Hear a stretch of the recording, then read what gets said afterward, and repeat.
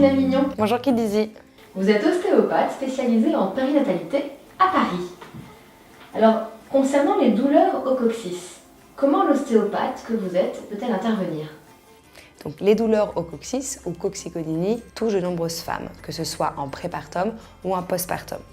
Le coccyx est un petit os sur la partie toute terminale de la colonne vertébrale. Elle participe à la construction du bassin et à un étroit lien, si vous voulez, entre le système digestif et génito-urinaire.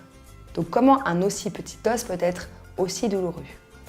Le coccyx, il est déjà sujet à de nombreuses chutes. Lorsque vous tombez sur les fesses, il est évident et souvent répertorié que le coccyx se déplace un petit peu et est vraiment le fruit de beaucoup de douleurs. Donc, le coccyx est également d'un point de vue anatomique au carrefour de nombreux muscles, nerfs, réseaux veineux, puisqu'il est en étroit lien également avec le périnée. Donc c'est hamac qui part antérieurement du pubis et qui s'attache postérieurement au coccyx. De plus, le coccyx se trouve facilement sur le chemin des muscles profonds et superficiels au niveau du bassin et participe à la mécanique périnéale. Du coup, lors de la grossesse, à mesure que le mobile fœtal augmente, prend de la place et augmente la pression au niveau du bassin, les douleurs du coccyx peuvent émerger. De plus, le coccyx peut se réveiller justement en postpartum car la mécanique de l'accouchement par voie basse, forcément, impose le passage de l'enfant dans la filière du bassin. Là, l'équilibre périnéal, mais directement le coccyx peut être perturbé. Pour peu qu'il ait été dysfonctionnel avant ou pas, il deviendra généralement dysfonctionnel après. Lors de l'accouchement, le coccyx peut également être lésé. Il est vrai que le passage de l'enfant par voie basse, forcément, dans la filière du bassin, peut bouger les pièces osseuses, dont le coccyx, le périnée, et donc créer des dysfonctions.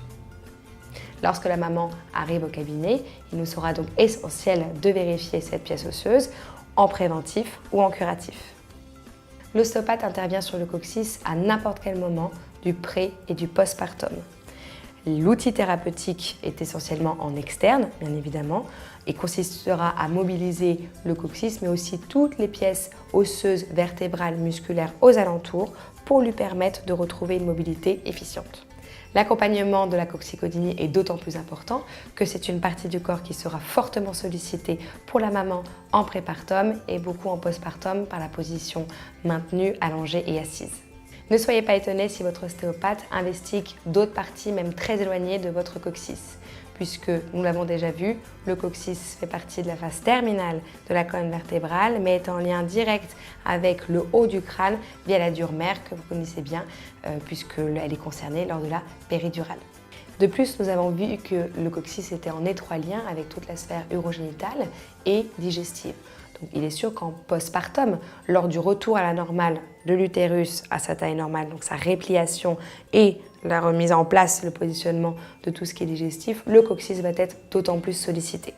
Il est évident que malgré le lien qu'il existe entre le coccyx et le périnée étant possiblement une origine de la coccygodynie, si vous avez subi une épisiotomie, nous n'irons pas travailler le périnée dans un premier temps, nous attendrons les 6 semaines de cicatrisation et nous travaillerons aux alentours pour pouvoir favoriser la remise en route mécanique du coccyx. Donc vous ne vous en doutez peut-être pas, mais le coccyx a toute son importance dans la mécanique globale du corps.